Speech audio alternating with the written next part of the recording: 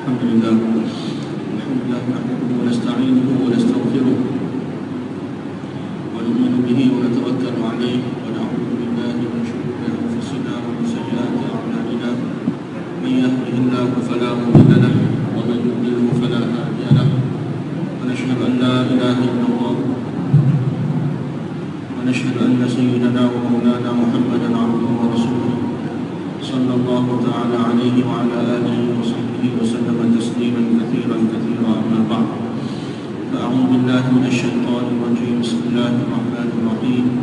Wa man ahsanu qawlan mimman da'a ila Allah wa 'amila shalihan wa qala innani minal muslimin. Shadaqallahul 'azim. Tuan-tuan yang mulia, setiap daripada kita dan setiap manusia yang datang ke dunia, yang dilahirkan ke dunia ni, satu hari dia akan mati. Kehidupan dunia ini akan berakhir dengan maut, dengan kematian. Allah Subhanahu wa taala berfirman dalam Al-Quran, kullu nafsin dha'iqatul maut. Setiap yang bernyawa, yang benar, setiap jiwa itu akan merasai kematian. Dan selepas daripada kematian, tuan-tuan mulia, kehidupan kita yang sebenar akan bermula. Kematian bukan bermaksud habisnya kehidupan kita, tamat kita. Tapi kematian merupakan perantaraan untuk kita berpindah daripada kehidupan dunia kepada kehidupan akhirat, yang merupakan kehidupan kita yang sebenar, kehidupan yang kekal, yang abadi selama-lamanya. Kehidupan dunia ni satu kehidupan yang sementara, kehidupan tidak kekal, yang Allah SWT jadikan untuk, dan Allah SWT jadikan sebagai tempat ujian bagi manusia. Allazi khalaqal mauta wal hayata liyabluwakum ayyukum ahsanu amala. Allah SWT ciptakan kematian dan kehidupan untuk kamu, untuk uji kamu. Ayyukum ahsanu amala, siapakah yang di antara kamu yang terbaik amalan. Jadi kita dilahirkan ke dunia dan satu hari kita akan dimatikan oleh Allah Subhanahu wa taala. Allah Subhanahu wa taala hantar kita ke dunia ni semata-mata untuk uji kita. Kehidupan kita yang sebenar, tuan-tuan, bukan kehidupan akhirat. Dan di sanalah kehidupan yang kekal selama. Kejayaan yang sebenar adalah kejayaan di akhirat. Kebahagiaan yang sebenar adalah kebahagiaan di akhirat. Kemuliaan yang sebenar adalah kemuliaan di akhirat. Kesenangan dan kegembiraan yang sebenar adalah kesenangan dan kegembiraan di akhirat. Begitu juga, tuan-tuan, kegagalan yang sebenar adalah kegagalan di akhirat. Kekecewaan yang sebenar adalah kekecewaan di akhirat. Kehinaan, kesusahan yang sebenar adalah kehinaan dan kesusahan di akhirat. Bermula daripada kematian, tuan-tuan mulia, bermula dari kehidupan akhirat bagi setiap manusia. Dia akan melalui berbagai-bagai marahil, persinggahan, tempat-tempat persinggahan. Dia akan melalui kehidupan dalam kubur. Dalam kubur, tuan-tuan mulia, keadaan manusia berbeza-beza. Ada yang mana kubur mereka Allah SWT akan jadikan salah satu taman di taman-taman syurga. Dan ada sebahagian manusia, kubur mereka akan jadi salah satu lembah dan lembah-lembah neraka. Dan setengah manusia dalam kubur yang dalam keadaan gembira dan senang lenang, ia akan dipakaikan dengan pakaian daripada syurga, akan dibentangkan hamparan daripada syurga, akan ditemani oleh bidadari, ditemani oleh amal-amalnya. Kubur akan dibuka, akan meluas untuknya sejauh mata memandang. Akan dibukakan jendela, yang mana oleh jendela tersebut dia akan dapat lihat pemandangan yang indah dalam syurga. Udara yang segar, harum dan wangi akan datang daripada syurga ke arah. Tapi ada manusia, tuan-tuan mulia, dalam kuburnya akan jadi lembah neraka bagi dia. Dia akan dipakaikan pakaian daripada api, dia akan dibaringkan atas api, akan dilepaskan kala jengking sebesar babal ke atasnya. Ular yang berbisa akan mematuknya. Kubur akan himpitnya sehingga tulang rusuk dia bercerakah. Jendela akan dibuka untuk dia dalam neraka, dalam kuburnya.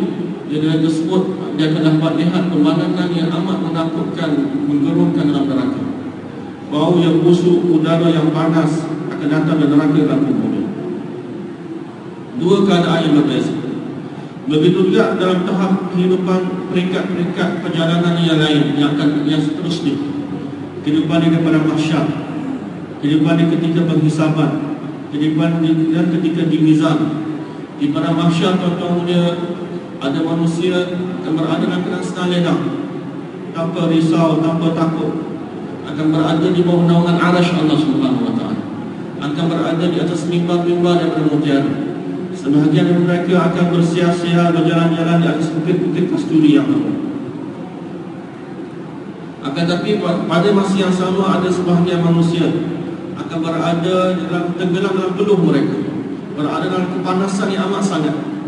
Ada yang peluh sampai ke buku lari, ada yang sampai ke lutut, ada yang sampai ke pinggang, sampai ke hidung. Berada dalam kepanasan, berada dalam ketakutan, dalam kerisauan. Yauma yaj'alul bildana syiba, hari yang mana akan menjadikan kanak-kanak jadi orang tua yang berubah. Keadaan yang begitu menakutkan. Dalam kepayahan, dalam kesusahan, dalam ketakutan, ada manusia yang akan dapat cahaya, berada dalam cahaya iman dan amalnya. Tapi ada manusia yang berada dalam kegelapan, yang begitu gelap sekali, tangan di sini tak nampak. Dan setiap orang akan ada cahaya dia masing-masing.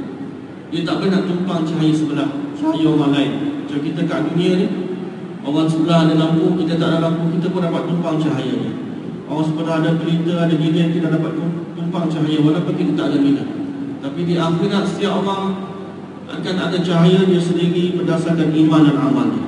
Siapa yang tidak ada iman dan amal, dia akan berada dalam kegelapan yang amat gelap. Begitu juga tuan-tuan punya ketika dihisab oleh Allah Subhanahu wa taala. Ada manusia akan masuk syurga tanpa hisab. Allah tak akan hisab dia langsung. Ada yang mana Allah hisab tapi Allah memudahkan hisab, hisab yang yasira. Kehidupan hisab yang mudah. Hanya hanya pembentangan. Kamu buat ni semua mengaku, okey aku maafkan kamu semua masuk syurga. Ada Allah mudahkan hisab dia. Tapi ada yang mana Allah SWT payahkan hisab dia. Ini satu bentuk azab Allah Subhanahu wa taala. Man nuqisha husba dalam hadis Nabi susah pun yang dimunaqashah.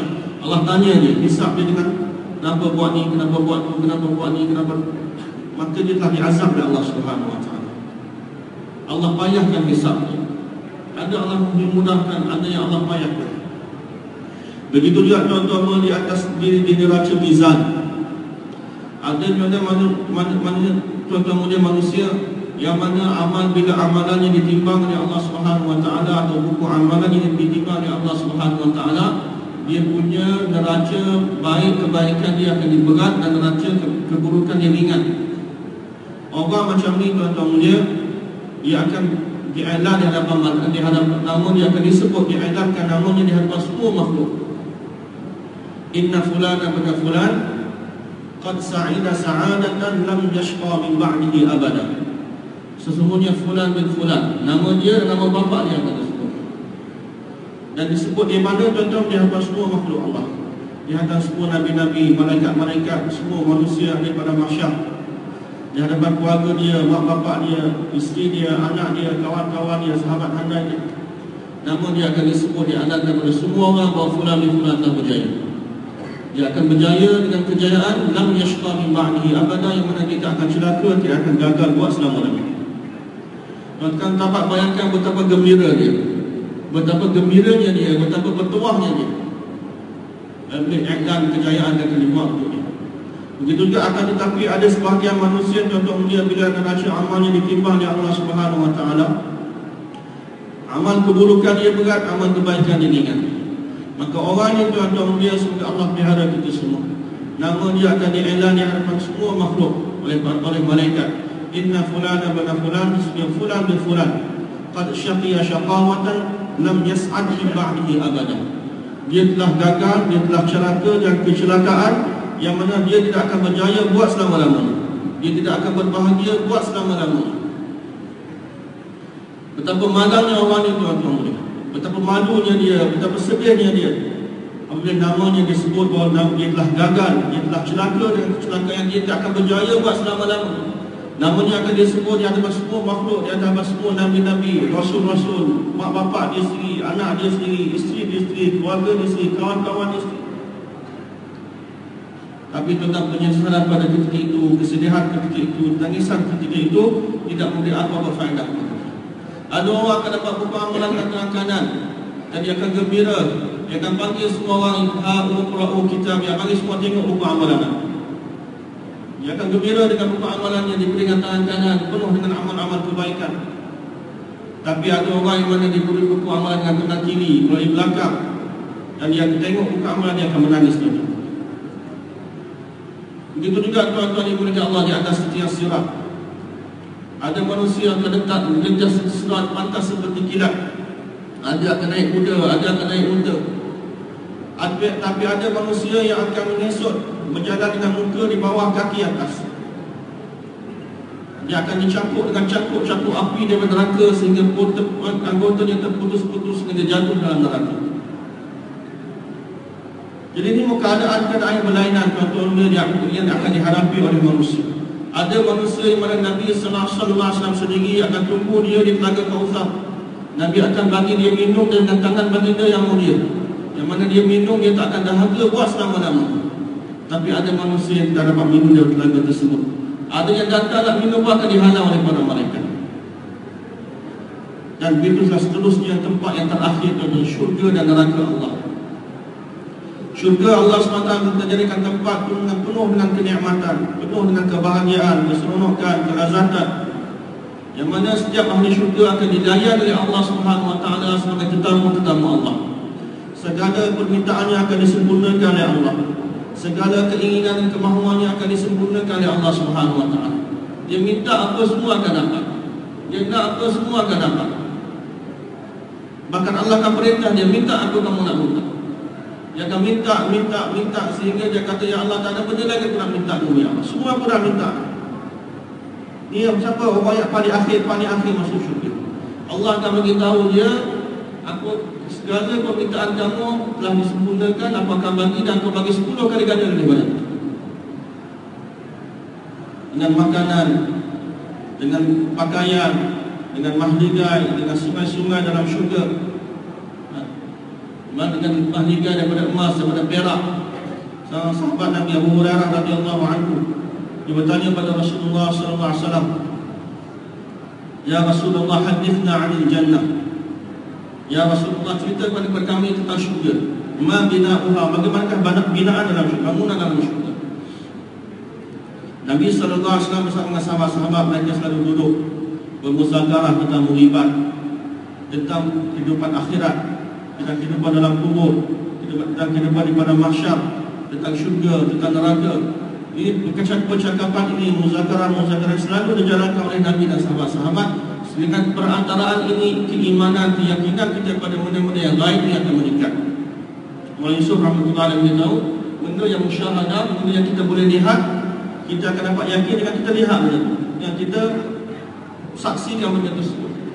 Tapi benda yang muribat, benda yang lain yang tak nampak ni, keyakinan kita akan datang kepada benda tersebut dengan kasratul muzakarah, dengan banyak yang kita muzakarah, cakap dan dengarkan perkara tersebut. Jadi Nabi SAW jawab, bila Abu Hurairah radhiyallahu anhu tanya, ya Rasulullah, hadithna 'anil jannah, ma bina'uha. Ya Rasulullah, ceritakan kepada kami tentang syurga. Macam mana keadaan binaan dalam syurga? Maka Rasulullah SAW jawab, la binatu zahab wa la binatu fiddah, batu-bata daripada emas dan batu-bata daripada perak. Binaan dalam syurga akan dibuat daripada batu-bata daripada emas dan perak. Wa milatuhal miskul azfar, dan alat simen yang digunakan untuk melekatkan batu-batu tersebut adalah kasturi yang harum. Bahasba'uha lu'lu'u wal yaqut, anak-anak batu dalam atasnya bertabur atas tanah dalam syurga adalah daripada permata dan mutiara. Wa turabuha za'faran, dan tanahnya adalah za'faran. Ini keadaan dalam syurga. Nabi cerita kepada sahabat-sahabat.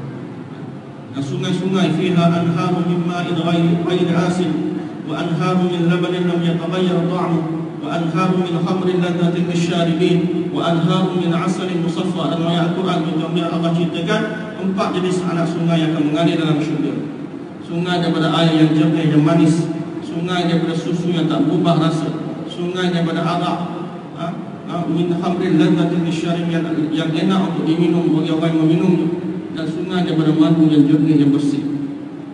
Dan sungai yang akan bergerak mengikut kehendak orang yang penghuni syurga tadi. Dia tak perlu pergi pada sungai, sungai datang pada dia.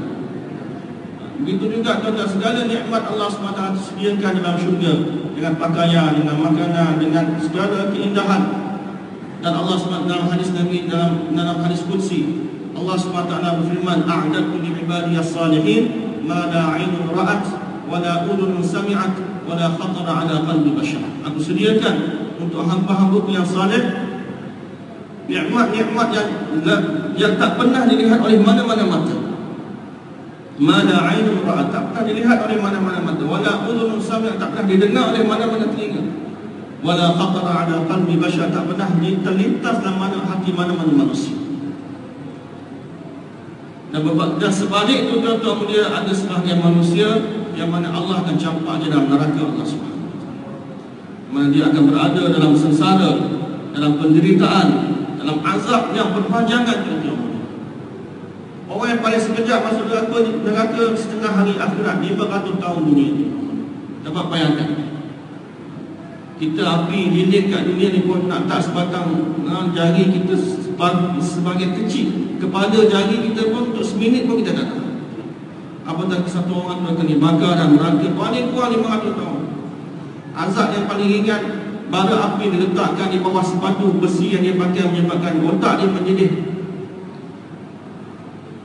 Nah, segala bentuk penderitaan, segala bentuk azab, segala kemahuannya tidak akan dilayan, permintaannya tidak akan didengar. Allah katakan, ikhsa'u fiha wa la tukallimun, duduklah kamu diam-diam pada keadaan hina di sana dalam neraka, jangan bercakap dengan aku. Allah tak sudi nak dengar pun permintaannya. Allah tak sudi untuk layan pun dia punya kehendak.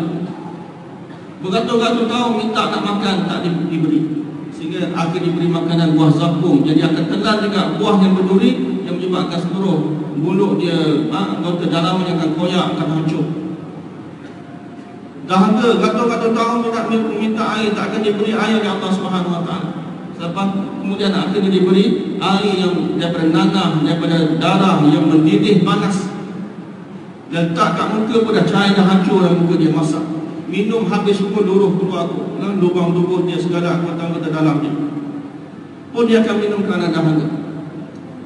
Jadi tuan-tuan yang mulia, kalau kita nak cerita secara detail panjang keadaan semua ni Allah cerita dalam Al-Quran.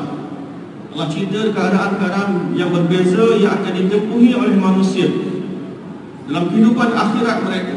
Keadaan ketika mereka mati dalam kubur, di padang mahsyar, di atas sirat, hisab, syurga dan neraka. Allah cerita dalam Al-Quran, Nabi SAW cerita dalam hadis-hadis Nabi SAW. Dan semua ni perkara-perkara yang kita yakin dan kita kena beriman dengan dia. Dan tuan-tuan yang mulia, kita semua, setiap daripada kita, saya dan tuan-tuan yang ada dalam majlis ini, setiap kita semua akan berada dalam salah satu dari dua keadaan tadi. Kita semua akan menempuh salah satu dari dua keadaan tersebut, sama ada keadaan baik atau keadaan buruk, keadaan berjaya atau keadaan gagal, keadaan mulia atau keadaan hina, keadaan selesa dalam penuh kenikmatan atau dalam keadaan azab dan penderitaan. Setiap daripada kita akan menempuh kematian, dan bermula daripada kematian akan bermulalah kehidupan akhirat kita semua. Setiap manusia atas muka bumi akan mati, tak kira dia kaya, dia miskin, tua, muda. Dan bermula daripada kematian dia akan bermulalah kehidupan akhirat dia, dan dia akan berada dalam salah satu daripada dua keadaan, sama ada dalam keadaan berjaya atau dalam keadaan gagal. Jadi tuan-tuan yang dimuliakan oleh Allah SWT, saya dan tuan-tuan dihantar oleh Allah ke dunia ini untuk waktu yang singkat, waktu yang sementara, untuk kita usaha bina kehidupan akhirat. Apa yang kita usahakan atas muka bumi ini tuan-tuan mulia dalam tempoh masa yang singkat ni, kita tak tahu berapa lama lagi kita akan hidup. Mungkin 10 tahun, mungkin 1 tahun, mungkin 1 bulan, mungkin 1 minggu, mungkin 1 hari. Maka tidak ada siapa boleh jamin kita boleh bangun daripada majlis ini dalam keadaan hidup, tuan-tuan. bila-bila masa kematian akan datang pada kita, boleh datang pada kita. Jadi sebelum kita mati, kita kena buat persiapan supaya apa? Kita berjaya, mulia dan senang buat selama-lamanya dalam kehidupan akhirat nanti, supaya kita selamat daripada azab dan penderitaan dalam kehidupan akhirat nanti, tuan-tuan. Ini kita letak depan kita. Kita kena sentiasa ingatkan diri kita. Jadi tanggungjawab kita, tuan-tuan mulia, kita atas muka bumi, kita kena buat usaha. Usaha bagaimana supaya kita dapat berjaya dalam kehidupan akhirat nanti. Dan usaha kita bukan hanya terhad usaha untuk diri kita saja. Kerana kita sebagai umat Nabi SAW, kita juga bertanggungjawab untuk usaha atas setiap manusia, untuk usaha atas seluruh umat.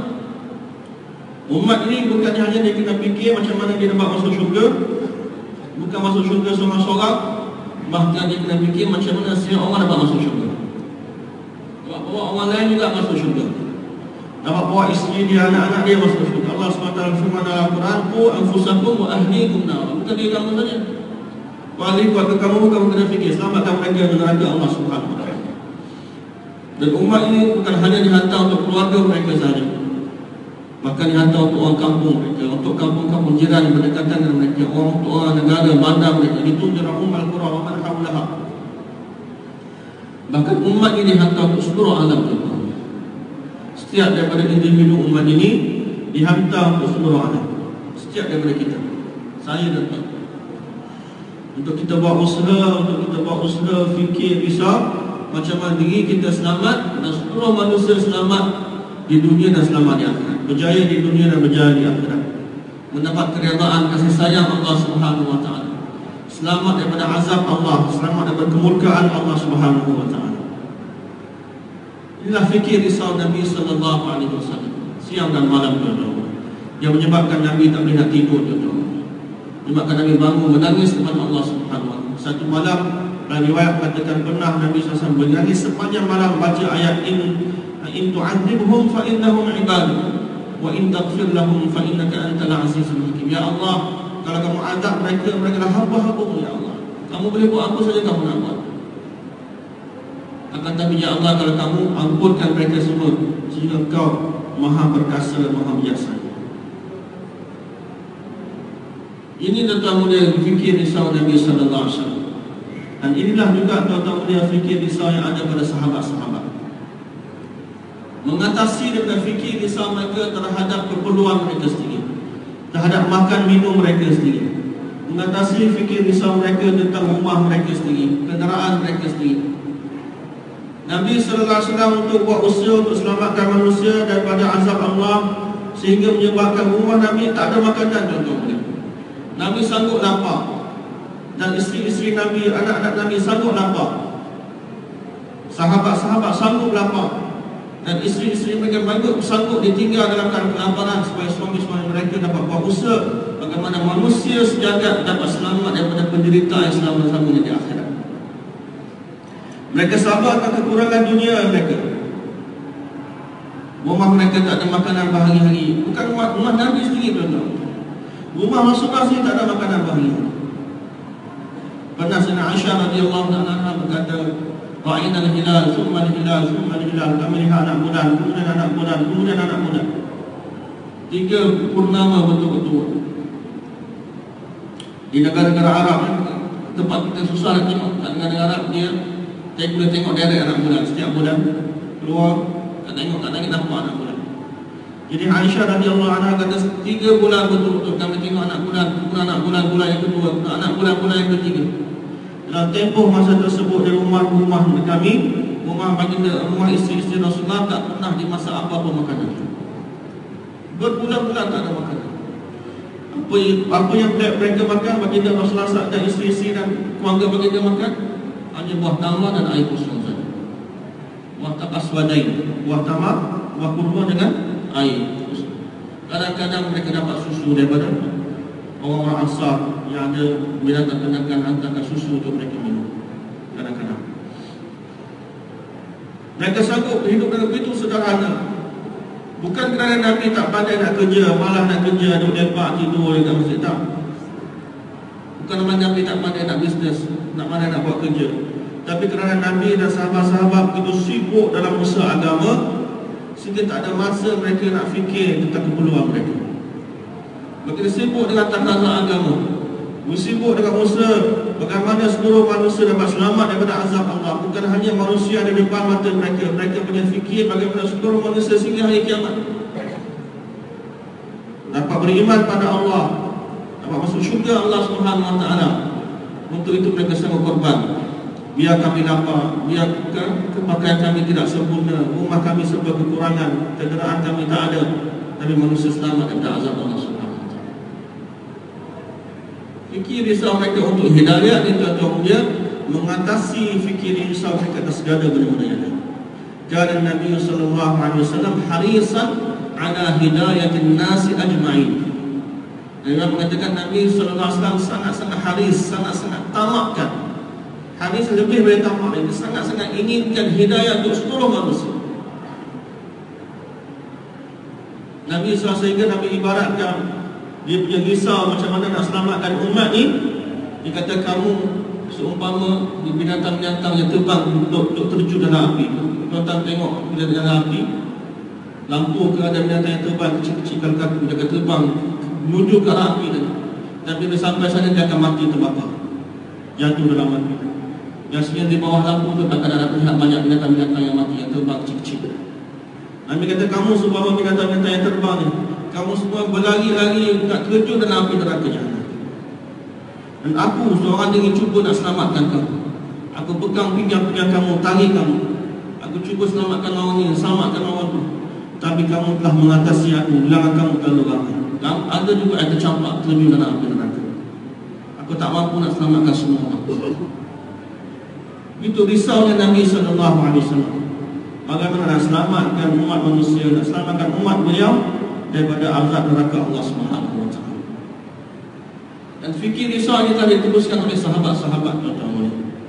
Sahabat-sahabat dan bertebaran ke seluruh alam dengan bawa fikir risau ini. Dan sanggup korbankan diri mereka, harta mereka, masa mereka, curahkan tenaga mereka, tinggalkan segala keinginan kemahuan mereka, korbankan keinginan dan kemahuan mereka, tinggalkan kampung halaman, tinggalkan Mekah, Madinah yang mereka kasihi.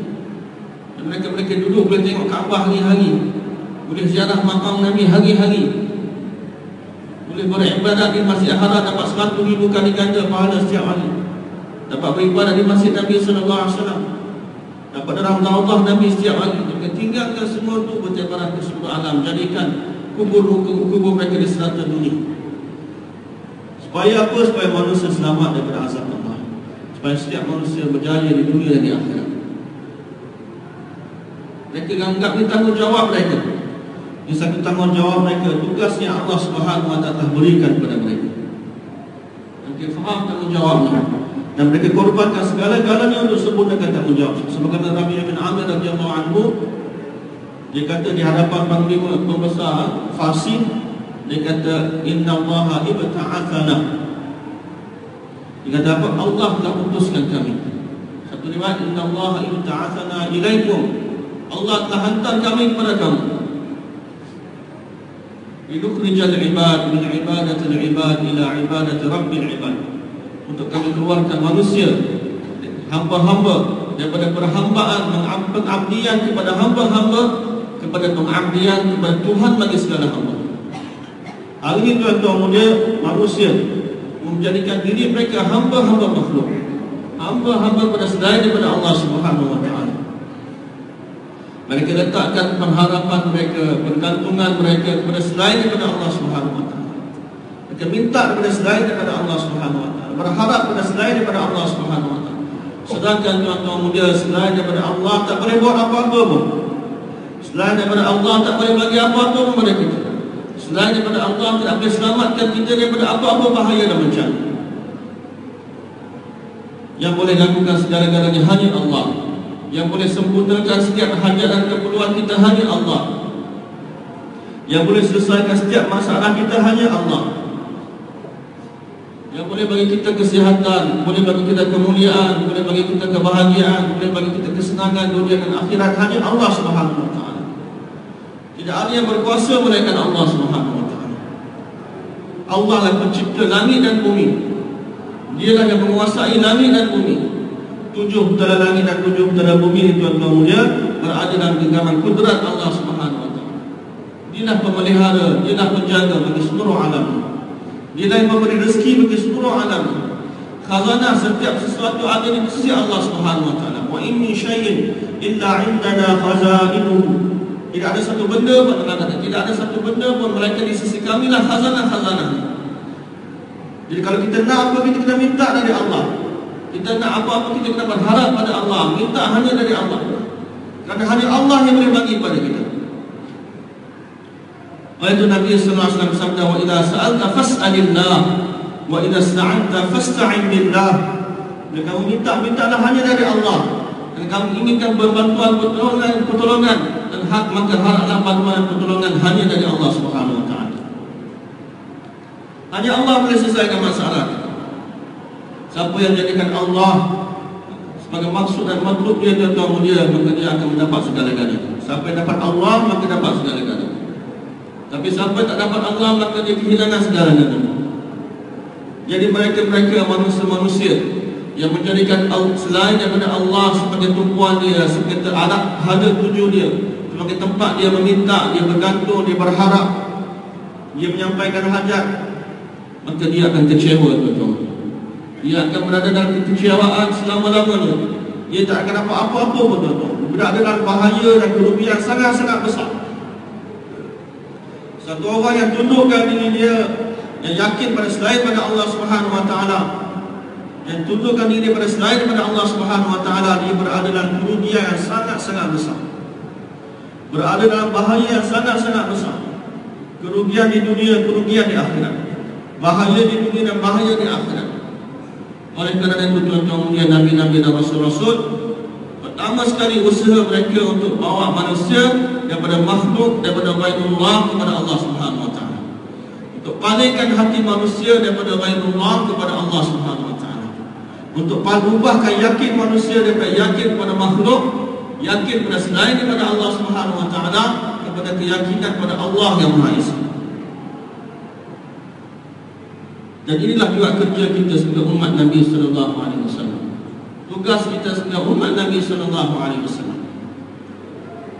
Sebagaimana sahabat ini kata, "Linukhrijal ibad, inna Allah ibta'athana linukhrijal ibad min ibadatil ibad ila ibadati rabbil ibad."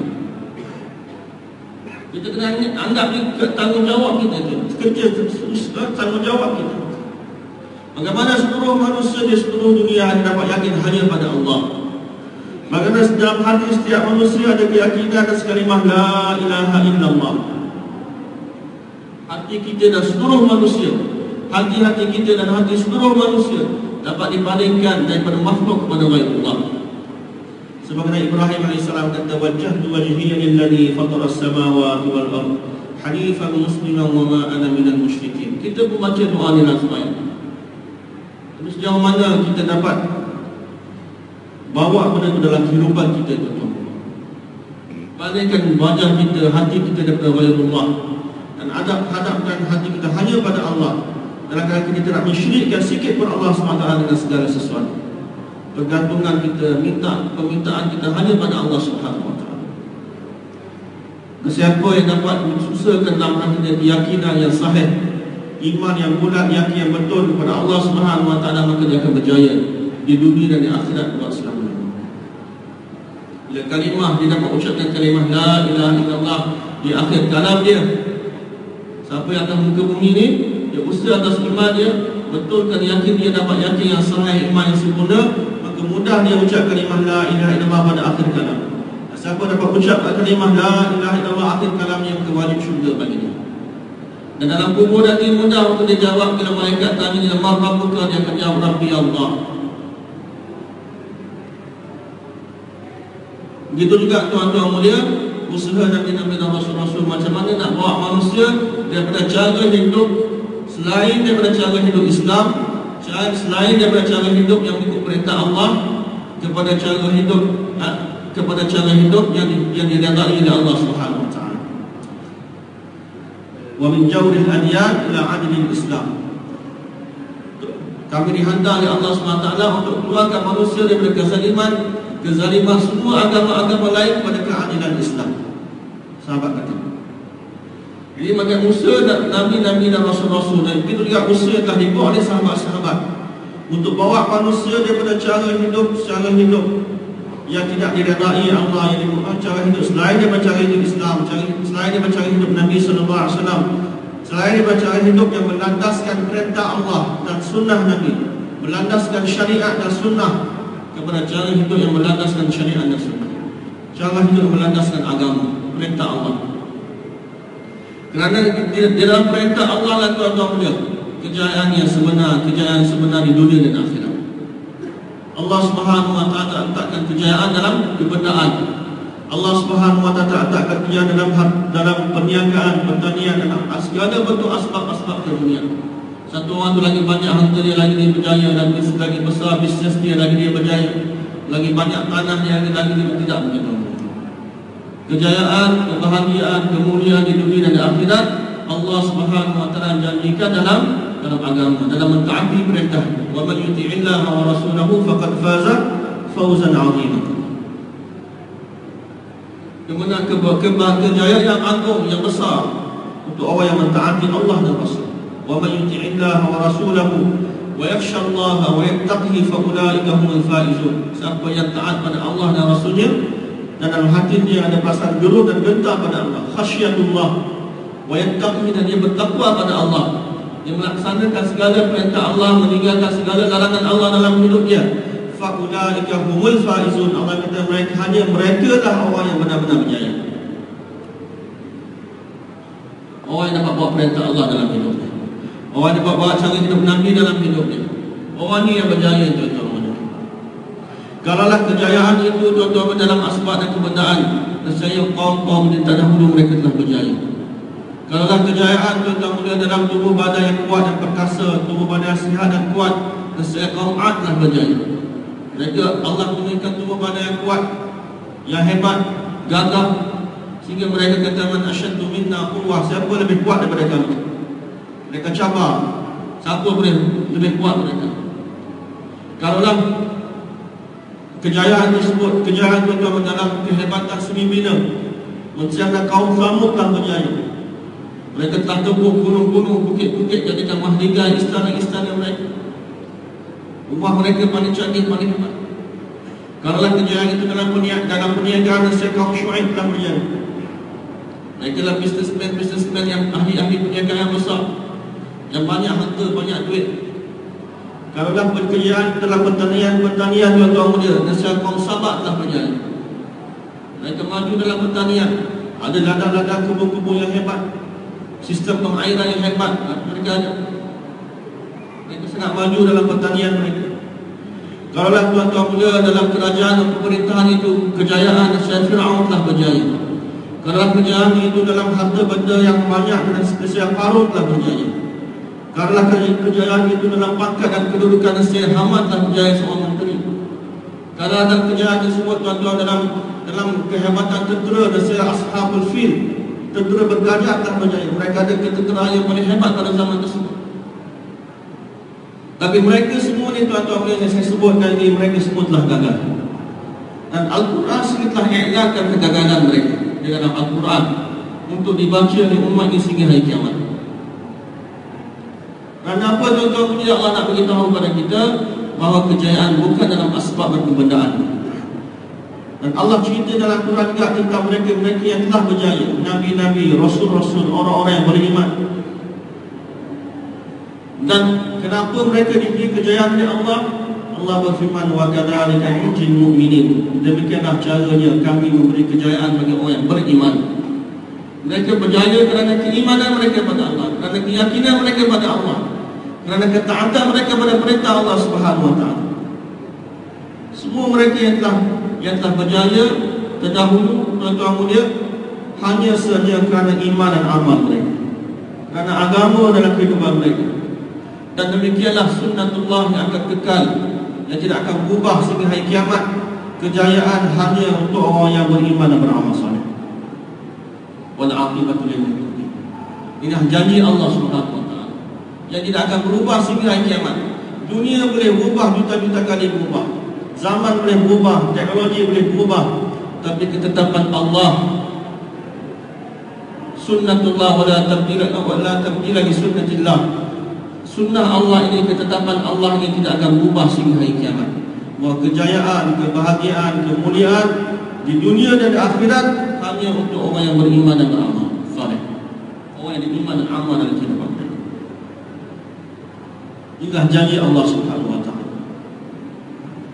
Jadi oleh kerana itu tuan-tuan punya usaha Nabi-Nabi dan Rasul-Rasul, bagaimana nak bawa semua manusia kepada ketaatan pada perintah Allah, pada cara hidup dan diredai oleh Allah Subhanahu wa taala. Bagaimana setiap manusia dapat mentaati perintah Allah dalam perniagaan mereka, pertanian mereka, muamalah mereka, muasyarah mereka, ibadah mereka, segala-galanya. Cara mereka guna mata, telinga, tangan, kaki, harta benda, masa mereka 100% ikut perintah Allah, cara Nabi SAW. Inilah usaha yang telah dibuat oleh sahabat-sahabat. Inilah usaha yang telah dibuat oleh sahabat-sahabat Nabi SAW. Dan inilah usaha yang mana kita semua kena buat. Bawa manusia pada Allah dan bawa manusia pada ketaatan pada perintah Allah, bawa manusia pada kehidupan Nabi SAW. Dan usaha yang ketiga yang dibuat oleh Nabi-Nabi dan Rasul-Rasul, bawa mengeluarkan manusia daripada kesempitan dunia kepada keluasan akhirat. Keluarkan manusia daripada tipu daya dunia yang sementara. Manusia yang tertipu dengan dunia, tenggelam dengan keindahan dalam kehidupan dunia, kehebatan dunia, kecanggihan dunia, kelazatan, keseronokan dunia, sehingga mereka lupa pada kehidupan mereka yang sebenar, itu kehidupan akhirat yang jauh lebih besar lagi, jauh lebih hebat lagi.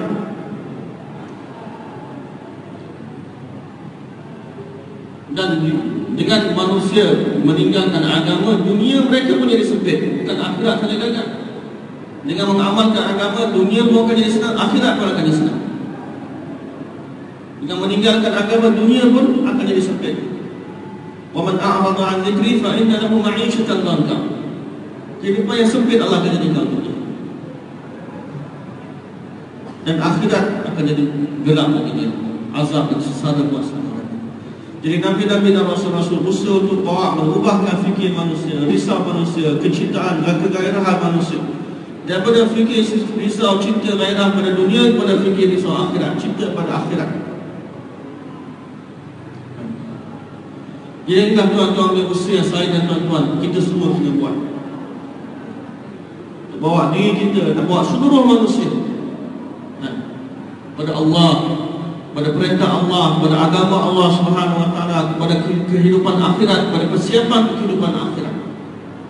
Kerana dalam perkara inilah terletaknya kejayaan kita, kebahagiaan kita di dunia dan akhirat. Dan macam mana semua ni akan dapat dekat datang tuan-tuan mulia? Hanya satu cara sahaja mulai perantara usaha baginda Rasulullah sallallahu alaihi wasallam. Kita kena bangun buat usaha sebagaimana Nabi sallallahu alaihi wasallam telah buat usaha. Kita kena bangun buat usaha sebagaimana sahabat-sahabat telah buat usaha. Hidayah akan datang hanya dengan perantaraan usaha Nabi sallallahu alaihi wasallam. Sebagaimana Nabi sallallahu alaihi wasallam telah buat usaha di Mekah dan Madinah, usaha yang sama tuan-tuan mulia kita semua kena buat hidupkan hari. Sebab tu ulama-ulama kita, masyayikh kita sentiasa ingatkan kita, usaha yang kita buat, tahap usaha kita buat sekarang ini bukan maksud kita yang sebenar, bukan destinasi terakhir kita. Kita punya manzil kita, tempat kita nak sampai, arah tuju, hala tuju kita adalah usaha Nabi dan sahabat-sahabat. Sebagaimana pengorbanan, usaha, kafiat usia Nabi dan sahabat-sahabat telah buat di Mekah dan Madinah, di mana kita semua, seluruh umat hari ini kita dapat bangunkan atas usaha yang sama, tertib yang sama, pengorbanan yang sama. Barulah tuan-tuan mulia agama akan kembali hidup dalam umat ini, sebagaimana agama telah dihidupkan oleh Allah di zaman sahabat kita. Barulah hidayah akan datang dalam kehidupan manusia secara sempurna. Agama yang sempurna akan datang dalam kehidupan manusia apabila usaha Nabi sallallahu alaihi wasallam dijalankan oleh umat ini. Jadi tugas kita tuan-tuan mulia untuk sediakan setiap umat, sediakan setiap umat Islam untuk jadi dai agama Allah. Sediakan setiap umat Islam untuk jadi pekerja agama Allah Subhanahu wa taala, pembantu penerus menyambung kerja Nabi sallallahu alaihi wasallam. Supaya mereka dapat buat usaha Nabi sallallahu alaihi wasallam, dapat jadi dai-dai agama Allah Subhanahu wa taala. Bagaimana siap orang Islam dapat faham akan tanggungjawab mereka dan tugas mereka yang sebenar. Bahawa Allah tidak hantar mereka ke dunia ni untuk jadi peniaga, untuk jadi petani, untuk jadi cikgu, untuk jadi kerja pejabat, kerja-kerjaan. Itu semua kerja-kerja mereka boleh buat untuk keperluan mereka, tak jadi masalah. Tapi bukan untuk itu Allah hantar mereka. Allah tak hantar kita kat dunia ni untuk buat kerja-kerja yang kecil. Itu setiap orang tak fikir untuk keperluan dia. Bila dia lapar, dia akan buat usaha untuk dapatkan makanan. Tak ada rumah, dia akan buat usaha dapatkan rumah, dia akan buat usaha. Tapi maksud yang sebenar bukan itu Allah hantar. Kita kena sedarkan diri kita dan seluruh umat Islam bahawa kita adalah umat yang termulia, umat yang terunggul. Allah telah bagi kita kerja yang termulia. Allah telah bagi kita kerja Nabi-Nabi. Allah telah bagi kita tanggungjawab yang besar untuk sambung, untuk teruskan usaha yang telah dibawa oleh para Nabi dan Rasul alaihi wassalatu wassalam. Dan kejayaan umat ini, kegemilangan umat ini, kemajuan umat ini, kehebatan umat ini bergantung pada sejauh mana umat ini menunaikan tanggungjawab mereka dalam menjalankan kerja ini, kerja dakwah, kerja Nabi-Nabi dan Rasul-Rasul. Bantuan Allah akan bersama dengan umat ini bila umat ini buat kerja tersebut, kerja bantu agama Allah. In tansurullaha yansurkum. Kalau kamu, bila kamu bantu Allah, Allah akan bantu kamu. Jika kamu bantu Allah, Allah akan bantu kamu. Wa yuthabbit aqdamakum, dan Allah Subhanahu wa taala akan tetapkan kaki-kaki kamu. Dan untuk bantu agama Allah ni, Allah tak tashkil pun siapa setia. Allah perintah. Allah kata, ya ayyuhalladzina amanu kunu ansarallah. Wahai orang yang beriman, jadilah kamu pembantu-pembantu agama Allah Subhanahu wa taala. Allah suruh kita jadi pembantu agama Allah. Dan Allah janjikan bila kita bantu agama Allah, Allah akan bantu kita. Allah akan tetapkan kedudukan kita. Dan hanya dengan bantuan Allah kita akan dapat kemuliaan, kejayaan kita. In yansurkumullah fala ghaliba lakum. Kalau Allah bantu kamu, maka tak ada satu kuasa pun yang boleh kalahkan kamu. Wa in yakhdhulkum, dan kalau Allah biarkan kamu, Allah tak tolong kamu, tak bantu kamu, faman dzalladzi yansurukum min ba'di. Siapa lagi yang dapat bantu kamu selain daripada Allah? Maknanya Allah kata tak ada siapa dah boleh tolong kamu kalau Allah tak tolong kamu. Jadi tuan-tuan, kejayaan umat ini, tuan-tuan, keselamatan umat ini bergantung 100% sejak mana mereka dapat tarik bantuan Allah bersama dengan mereka. Dan untuk mereka dapatkan bantuan Allah bersama dengan mereka, umat ini kena bantu agama Allah Subhanahu wa taala. Dengan diri, harta, masa mereka yang mereka kena bangun buat usaha agama. Hari ini tuan-tuan mulia, agama mati depan mata kita. Agama mati depan mata kita, tuan-tuan mulia. Agama mati dalam rumah kita sendiri, tuan-tuan mulia. Sunnah Nabi mati dalam rumah kita sendiri, tuan-tuan. Dalam keluarga kita sendiri, dalam kampung kita sendiri, tuan-tuan mulia. Betapa ramai orang Islam tinggalkan perintah Allah, tinggalkan sembahyang yang merupakan amal yang paling penting dalam agama. Itu tak tengok lagi ibadat-ibadat yang lain. Tak tengok lagi bagaimana umat Islam hari ini telah tinggalkan agama dalam muamalah mereka, dalam muasyarah mereka, dalam akhlak.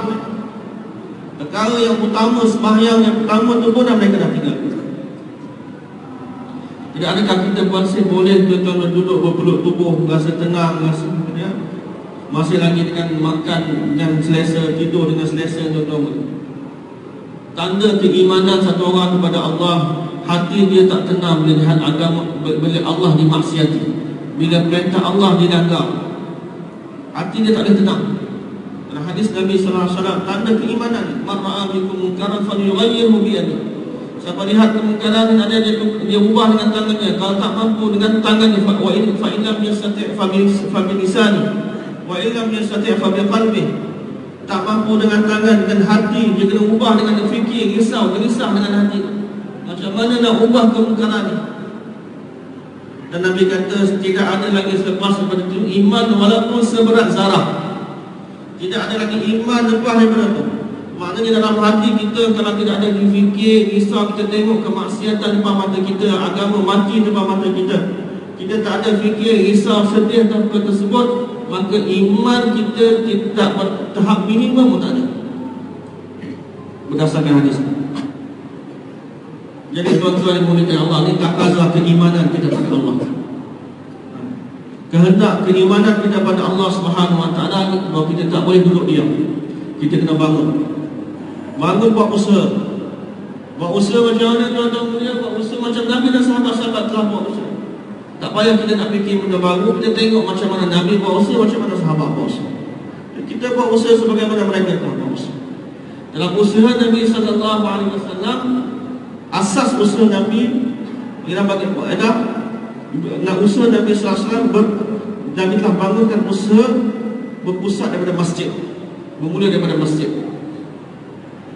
Walaupun tidak bergantung pada masjid usaha Nabi. Di Mekah 13 tahun Nabi buat usaha, kerana tidak dibenarkan buat usaha di masjid, Nabi tak buat usaha kat masjid pun, Nabi buat usaha di rumah. Seorang sahabat Al-Aqam bin Abil Aqam. Tapi bila hijrah ke Madinah, mereka dapat buat masjid, dapat bina masjid, maka Nabi telah jadikan pusat usaha Nabi di masjid. Tapi tidak bergantung pada masjid. Kalau tempat-tempat tak ada masjid pun kita boleh buat usaha.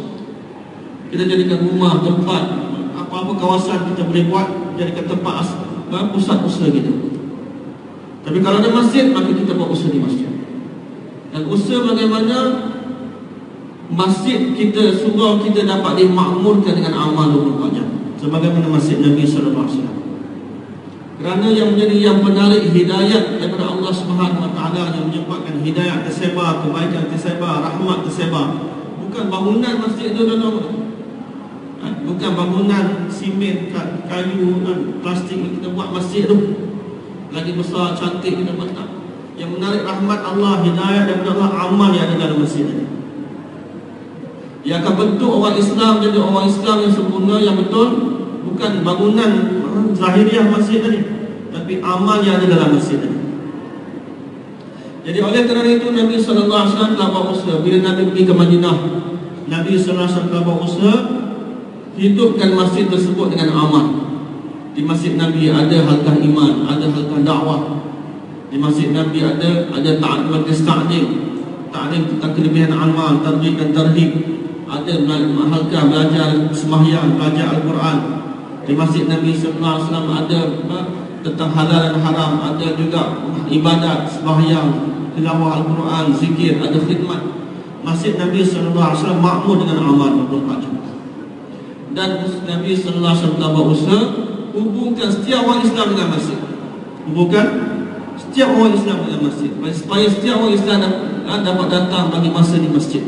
Ambil bahagian, sibukkan diri mereka dengan amal-amal, amalan dakwah, amalan ta'lim ta'allum, amalan ibadat, amalan khidmat.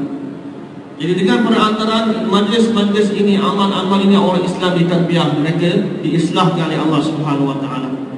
Daripada sinilah iman mereka telah dapat dibentuk, yakin mereka dapat dibetulkan, amal mereka dapat diperbetulkan, akhlak mereka dapat diperbetulkan.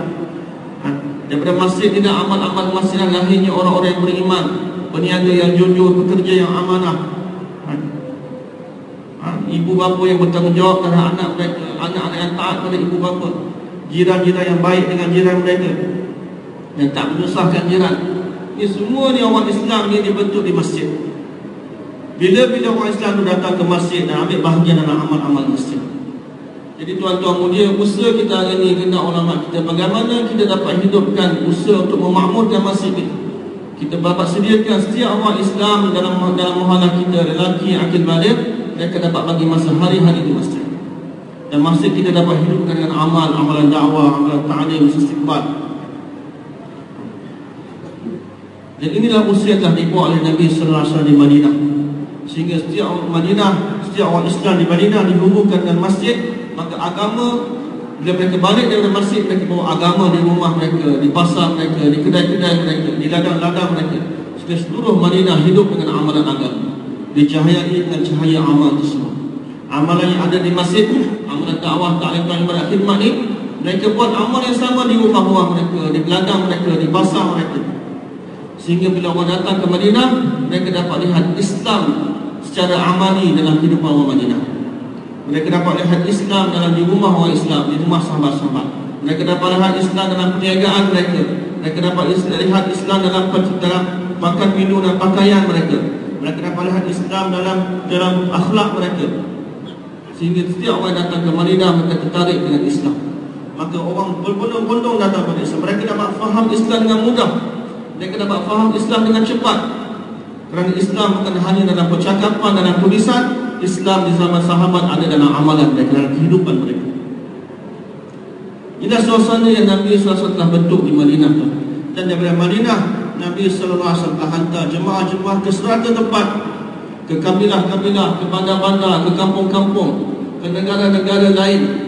Nabi telah hantar jemaah-jemaah sahabat. Nabi sendiri telah keluar dari Allah Subhanahu Wa Taala atas maksud yang sama, bagaimana hidayah disebar ke seluruh alam, bagaimana kalimah Allah dapat ditinggikan di seluruh alam, bagaimana setiap manusia dapat beriman dengan Allah Subhanahu Wa Taala.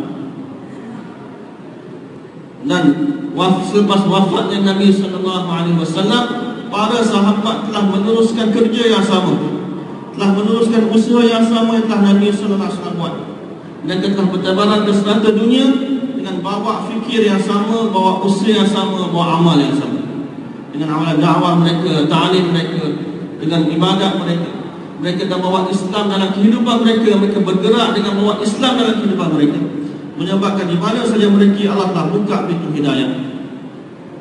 Allah telah bukakan pintu hidayah.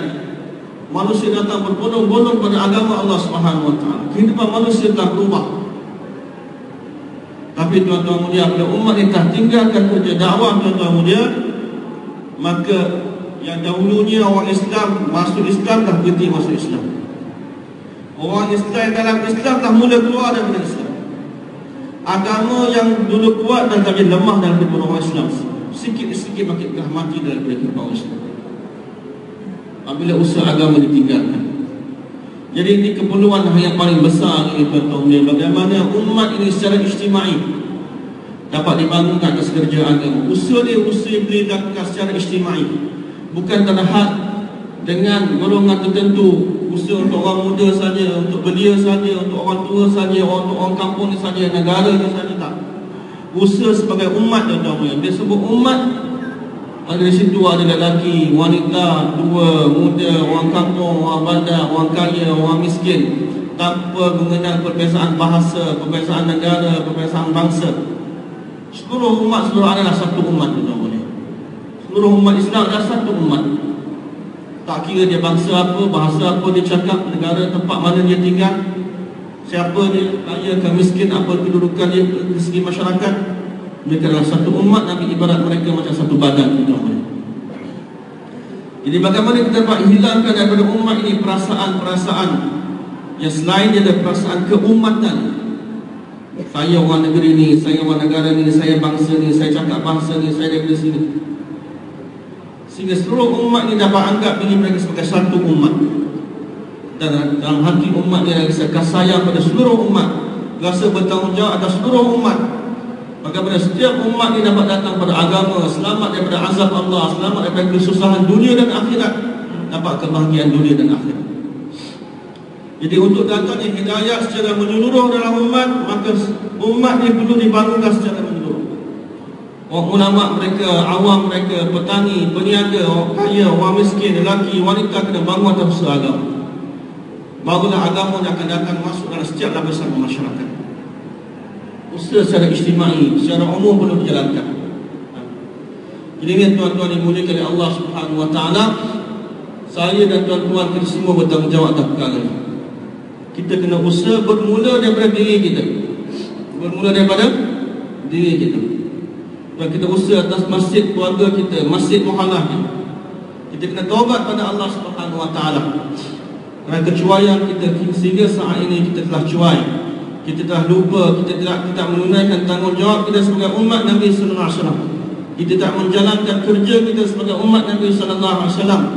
Jadi agama telah mundur, agama telah mati dalam umat ini. Jadi manusia telah jauh daripada agama Allah Subhanahu Wa Taala. Manusia dalam kedahagaan agama, manusia dalam kegelapan cahaya agama, cahaya hidayah. Satu orang, tuan-tuan mulia, dalam satu kampung berlaku kebuluran. Semua orang lapar, semua orang dalam dahaga, tak ada makanan, tak ada minuman. Satu rumah tu dia ada semua benda. Dia ada makanan, dia ada air, dia ada semua benda, tapi dia tak bagikan pada orang. menyebabkan orang lain dalam keadaan lapar dan mati kelaparan, mati kedahagaan. Maka siapa yang zalim tuan-tuan? Adakah orang yang mati dan lapar dalam dahaga tadi zalim? Atau orang yang ada semua benda tapi tak bagi-bagi pada orang? Hari ini umat Islam kita ada semua benda. Kita ada Quran, hadis, kita ada agama, kita ada amal agama. Kita ada amal-amal yang menarik rahmat Allah, menarik bantuan Allah. Tapi kita tak bahagikan pada umat, menyebabkan umat hari ini mati dalam kufur, mati dalam syirik pada Allah, mati jauh daripada agama, yang mereka diumbar dalam azab Allah wa aslam. Siapa yang zalim tuan-tuan? Orang yang zalim tuan-tuan, dia doa dia tak akan didengar oleh Allah Subhanahu wa taala. Dia doa depan Kaabah boleh. Jadi kita kena taubat pada Allah Subhanahu wa taala. Kita kena menyesal, bertaubat pada Allah dan ubah dan azam dalam hati kita untuk jadikan kerja tanggungjawab kerja agama ni sebagai kerja kita. Dan kita kena sedarkan tanggungjawab kita sebagai umat Nabi sallallahu alaihi wasallam. Diri kita, harta kita, masa kita dalam untuk agama Allah Subhanahu wa taala. Mula dengan diri kita pada masa ini. Kita sediakan isteri kita, anak-anak kita, fahamkan mereka siapa mereka yang sebenar, apa tanggungjawab mereka yang sebenar, untuk apa Allah hantar mereka ke dunia ni. Kita kena sedarkan orang kampung kita. Usaha bagaimana macam mana masjid kita dapat jadi macam masjid Nabi SAW. Bagaimana masjid kita dapat makmur dengan amal 24 jam. Macam mana setiap orang Islam dalam kampung kita dapat datang ke masjid, dapat hidupkan amal di masjid, ada hubungan dengan masjid. Macam mana setiap rumah dalam kampung mahalah kita dapat hidup dengan amal-amal masjid.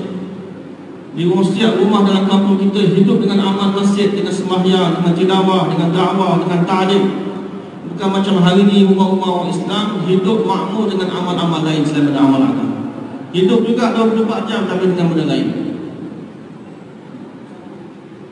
Rumah orang Islam telah bertukar keadaan mereka dengan tidak macam rumah sahabat-sahabat.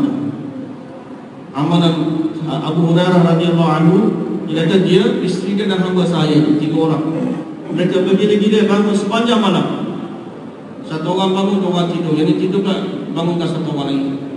Akhir malam yang tidur pula bangun orang yang tidur. Sepanjang malam ada orang beribadat dalam rumah, baca Quran, tilawah, duk zikir kepada Allah, doa menangis, sembahyang dapat Allah SWT. Hari ini orang kita hidup juga sepanjang malam dengar amalan-amalan. Macam mana umat Islam, orang Islam jadi berjabat macam rumah sahabat-sahabat dia. Pasar kita dapat jadi macam pasar sahabat.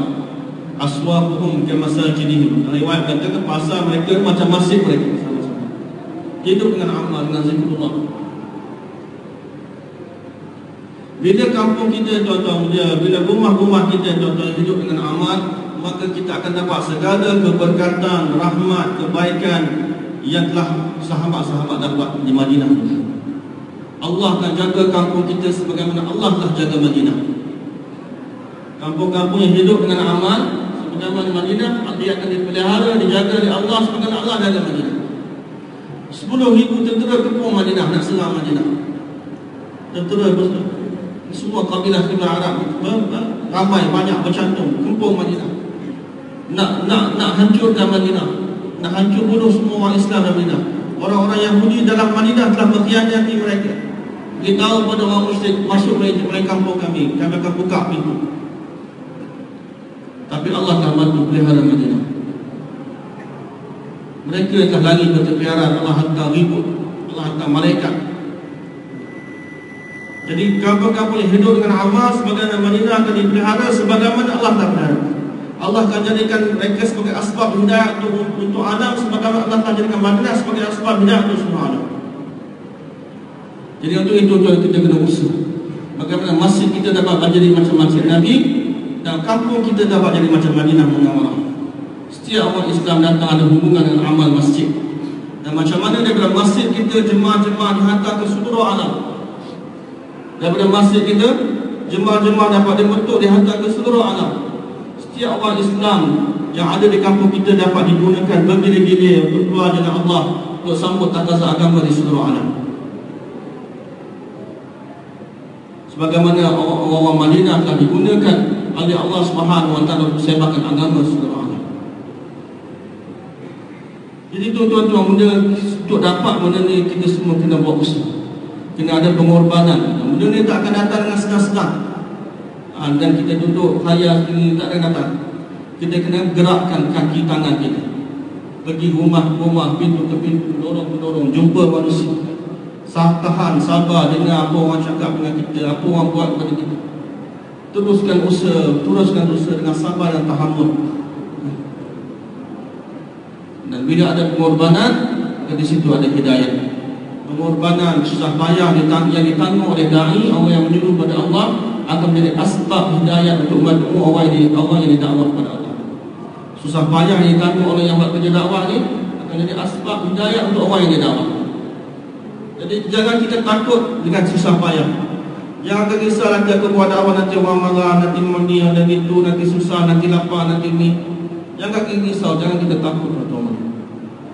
Kerana kesusahan yang kita tanggung dalam menjalankan kerja dakwah, tuan-tuan mulia, Allah Subhanahu Wa Taala akan jadikan asbab hidayah.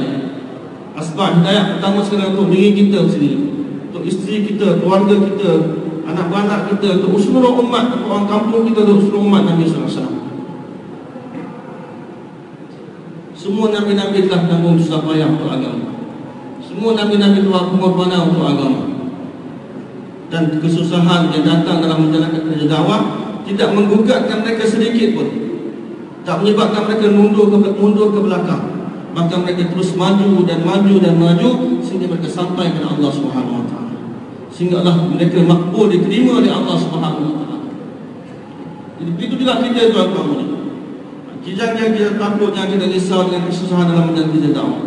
Semua ujian yang datanglah untuk peningkatan kita, untuk kemajuan kita, untuk kebaikan kita. Satu orang yang istiqamah dalam semua kesusahan-kesusahan ini, dia terus istiqamah, maka dia akan ditarbiyah oleh Allah. Iman dia akan disempurnakan, amal dia akan disempurnakan, segala sifat-sifat yang mulia akan datang dalam diri dia, dan Allah akan bagi hidayah kepada dia, dan Allah akan jadikan dia asbab hidayah untuk orang lain. Allah Subhanahu Wa Taala akan jadi dia sebagai anak kunci kebaikan.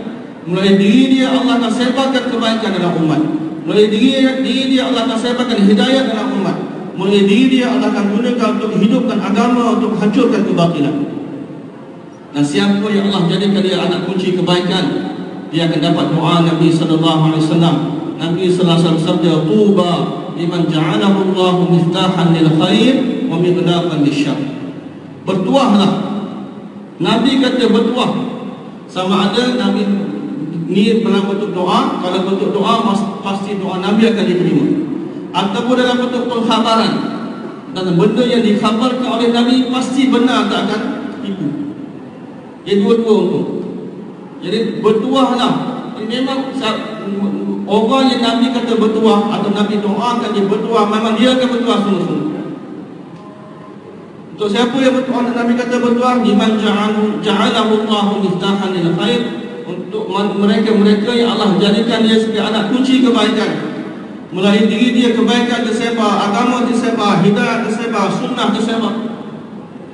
Wa mighlaqan lisyarr, dan anak kunci dan kunci kepada keburukan. Ini penutup bagi keburukan, dengan sebab dia kebatilan hancur, maksiat hilang, ghaflah hilang. Tidak amalan yang bertentangan agama mati dengan sebab ini. Jadi untuk jadikan diri kita sebagai orang-orang seperti ini, tuan-tuan mulia, kita kena bangun dalam atas kerja ni dengan penuh istiqamah, dengan penuh ikhlas dan istikhlas, tuan-tuan mulia. Itu semua sedia insya-Allah taala. Jadi sekarang tuan-tuan mulia, kami minta tuan-tuan bangun bagi mereka yang datang untuk keluar tunai 4 bulan 40 hari jalan Allah SWT sudah bangun insya-Allah. Minta yang tunai tu, yang sedia untuk keluar tunai 4 bulan 40 hari bangun bagi nama insya-Allah. Sebagaimana tuan-tuan tahu, setiap minggu kita bagi tahu malam Syakuzari kita ni, tuan-tuan mulia, dah malam perhimpunan jemaah-jemaah masjid. Setiap jemaah masjid kena datang dalam bentuk jemaah, datang ke markas. Untuk apa, tuan-tuan? 2 perkara. Untuk ambil takazah daripada markas. Pertama, untuk bawa hasil usaha mereka selama seminggu. Takazah yang mereka ambil minggu lepas daripada markas, mereka telah balik buat usaha selama seminggu, mereka bawa hasil di minggu ni. dalam bentuk jemaah-jemaah tunai 4 bulan, 40 hari, jemaah jalan kaki, jemaah masyurat, dan ambil takazah baru untuk mereka balik buat usaha untuk seminggu lagi. Jadi sepatutnya kalau semua jemaah masjid telah balik minggu lepas daripada markas ni nak balik ambil takazah nak buat usaha, hari ini sepatutnya telah datang hasil-hasilnya dalam bentuk jemaah-jemaah tunai. Jemaah 4 bulan negara jauh, jemaah 4 bulan jalan kaki, jemaah 2 bulan jalan kaki, jemaah 40 hari dalam negeri negara jiran. Jadi kami nak tengok hasil tuan-tuan telah buat usaha selama seminggu. Jadi mereka-mereka yang datang tunai dalam bentuk jemaah, dalam daripada masjid ataupun dalam bentuk infradi daripada halqah, bangun bagi nama insya-Allah. Bangun insya-Allah.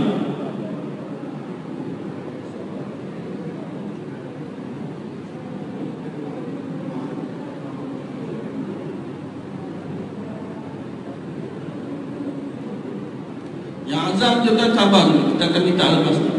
Ini kita nak minta yang tunai tu.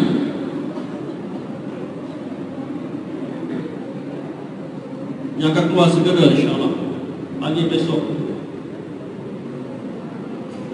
Dan benda ni tidak satu benda yang mudah. Kalau setiap jemaah masjid telah balik buat usaha selama seminggu, ada berapa banyak jemaah masjid dari seluruh KL ni tuan-tuan. Semua balik buat usaha, sepatutnya minggu ni dah banyak jemaah-jemaah kita dah dapat. Pasar-pasar akan kosong bila petani tak balik tak buat usaha. Petani balik buat usaha, pasar akan penuh dengan barang-barang. Masya Allah tuan-tuan, bangun tuan-tuan. Siapa lagi? 4 bulan negara jauh, 4 bulan jalan kaki, 4 bulan negara jiran dalam negeri, 2 bulan jalan kaki, 40 hari jalan kaki, masyurat. Semua bangun yang tunai. Bangun bagi dan bangun dalam bentuk jemaah, dalam bentuk individu boleh bangun. Kami satu jemaah dari masjid sekian, ataupun satu orang dari masjid sekian. Ada lagi tak tuan-tuan boleh?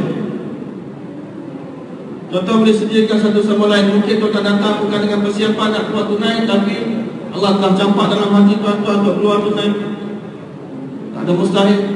Tuan-tuan boleh bangun bagi nama juga. Dan sebab tuan-tuan sediakan orang di depan kiri kanan tuan-tuan, mereka dia sedia untuk keluar tunai. Boleh bangun bagi nama insya-Allah.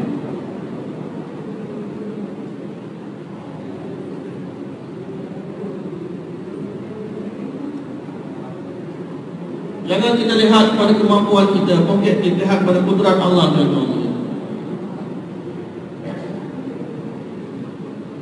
Bangun tuan-tuan. Zaman Nabi SAW tashkil dibuat tunai tuan-tuan. Sahabat-sahabat pergi masjid, Nabi bangun bentuk jemaah, mereka keluar dengan Allah SWT.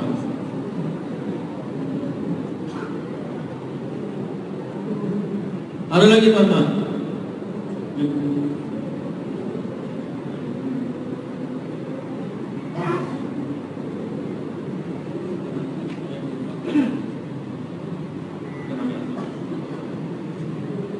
Dan sekarang tuan-tuan punya, kami nak minta tuan-tuan bagi azam untuk keluar daripada sekarang sampai cuti sekolah, sampai bulan Disember nanti.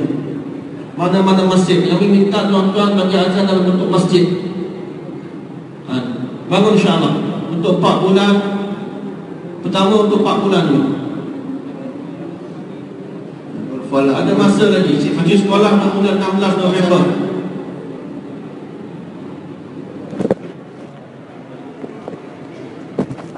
Bangun dia tuan-tuan dia. Daripada kuasa Al-Qamar. Semua Allah terima, Allah mudahkan. Daripada mana? Masjid mana? Surah mana? Satu jemaah 40 hari insya-Allah. 30 hari.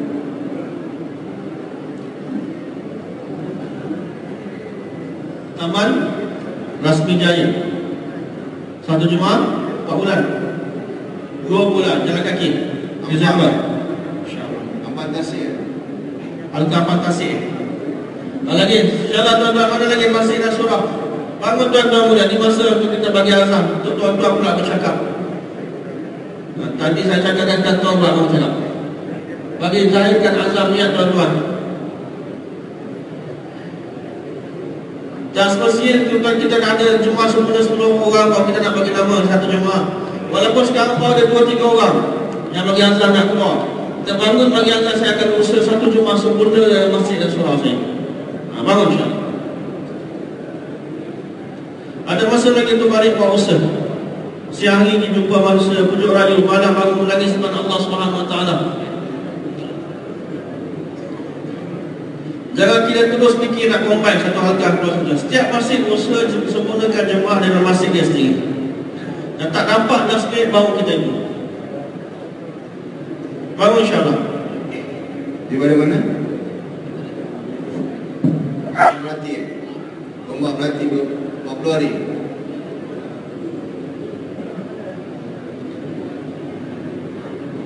Jumaat satu Jumaat. Satu Jumaat 40 hari.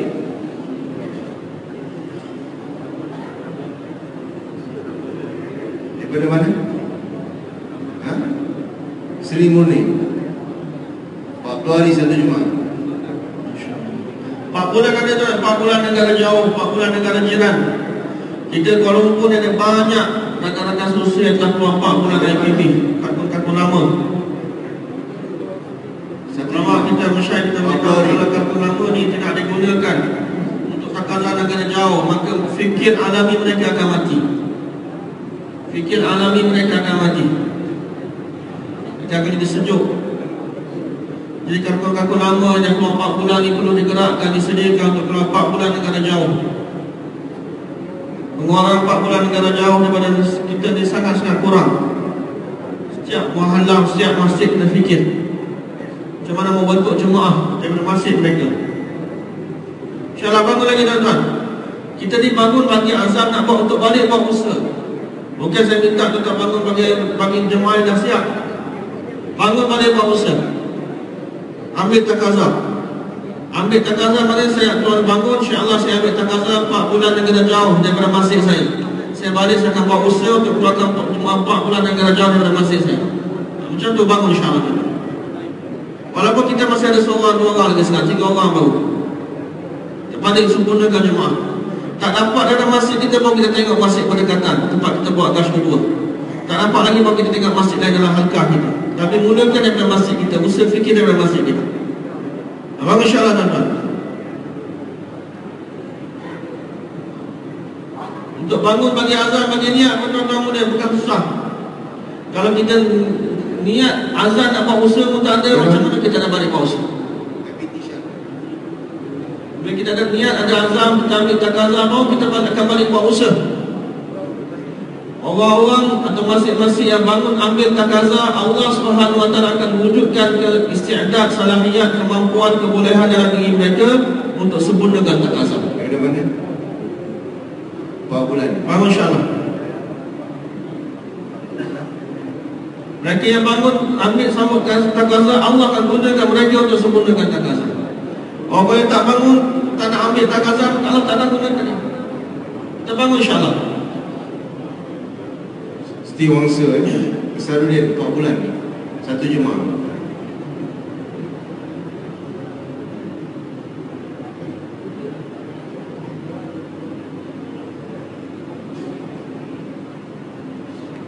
Bangun tuan-tuan muda. Hidayah di tangan Allah. Kerja kita buat usaha sebaik mungkin, bagi pengorbanan habis-habisan. Buat usaha. Allah yang akan keluarkan jemaah. Allah akan gerakkan hati manusia untuk keluar insyaAllah.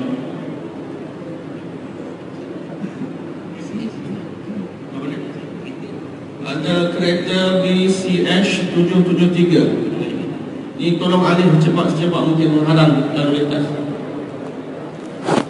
Letak alih kereta BCH 773. Bangun lagi tuan-tuan. Allahu Akbar. Yusuf AS bila nak lari daripada Zulaikha, dia pintu terkunci depan dia, tapi dia pergi juga. Sampai depan pintu Allah buka pintu. Sampai depan pintu Allah buka lagi pintu. Pintu demi pintu yang berkunci terbuka depan dia. Jadi kita bangun, gerakkan dulu. Kita jangan tengok depan kita tutup macam mana nak keluar jemaah. Kan? Tak ada orang sedia, muhalah saya tak kuat jemaah. Kita bangun, kita gerak dulu tuan-tuan. Buat usaha dulu. Allah akan buka jalan. Allah akan buka jalan. Allah akan bagi jemaah insya-Allah. Allah nak tengok usaha kita. Cikgu. Kalau kita duduk tak gerak sakit bentuk, pintu tak buka.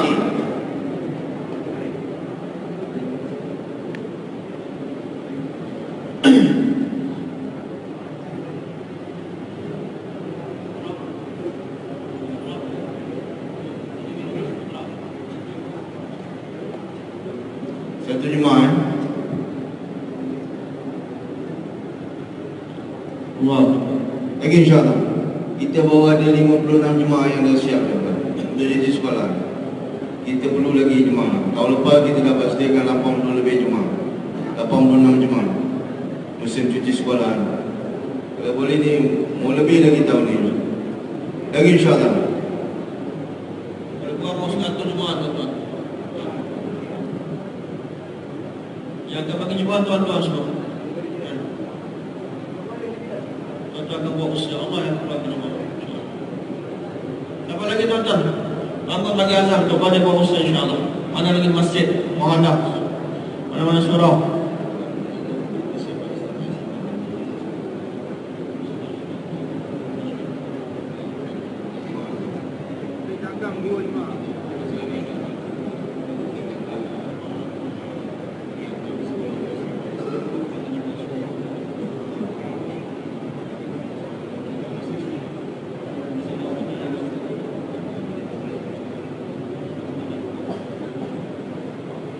Dan juga tuan-tuan mulia, sebagai tuan-tuan dah tahu bahawa kita akan akan adakan istimak tahun depan bulan 4 untuk KL akhir bulan 4. Jadi keputusan telah dibuat bermula daripada keputusan buat istimak dibuat oleh elders masyarakat kita, bermulalah istimak sebenarnya bagi kita. Kerana istimak ni bukan hanya 3 hari time 2 hari 3 hari time istimak. Istimak adalah himpunan usaha. 3 bentuk usaha. Satu usaha sebelum istimak, satu usaha semasa istimak, satu lagi usaha selepas istimak. Dan himpunan 3 usaha ni yang kita panggil istimak, yang kita harapkan dapat jadi buat perubahan bagi seluruh alam, bawa hidayah untuk seluruh alam. Jadi roh bagi istimak adalah jemaah-jemaah yang keluar sebelum daripada istimak. Roh bagi istimak adalah jemaah-jemaah yang dikeluarkan sebelum daripada istimak. Yang keluar lepas istimak itu adalah zina perhiasan istimak. Tapi roh dia adalah jemaah yang keluar daripada istimak. Jadi oleh kerana itu syura kita, masyarakat kita minta daripada sekarang setiap masjid, setiap halqah fikir untuk keluarkan sebanyak mungkin jemaah sebelum daripada istimak.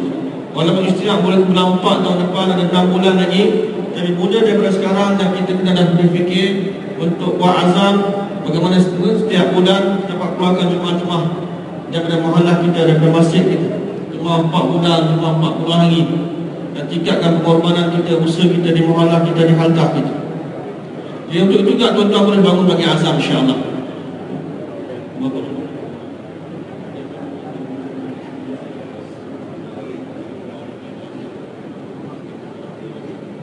Tuan-tuan bagi azam daripada halqah tuan, daripada masjid tuan, berapa jemaah tuan-tuan nak keluarkan sebelum daripada istimak ni?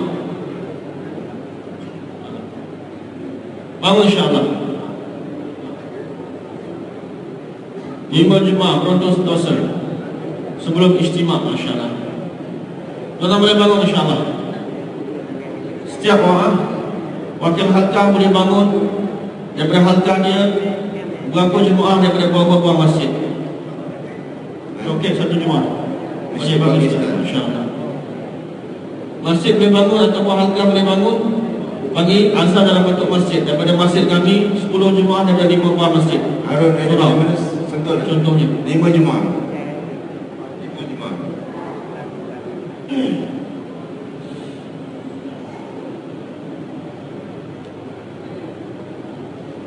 Ampah Jaya. Rasmi Jaya. 1 jemaah. 1 jemaah sempurna. Sebelum istimak. Lagi tuan-tuan, ada 96 halqah di Kuala Lumpur. Baru 34 halqah yang bagi azam dalam mesyuarat baru-baru ni. Ada banyak lagi halqah yang belum bagi azam. jemaah-jemaah yang menegakkan usaha untuk dikeluarkan sebelum daripada istimewa. Jadi kalau harta-harta tersebut boleh bangun terutama bagi yang dah bagi pun boleh bagi lagi azam, yang belum lagi terutama yang dah bangun bagi azam, insyaAllah.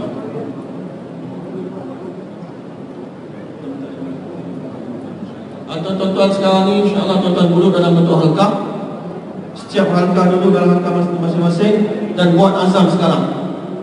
Berapa jemaah tuan-tuan nak usaha untuk keluarkan sebelum daripada istimewa dalam masa 6 bulan ni?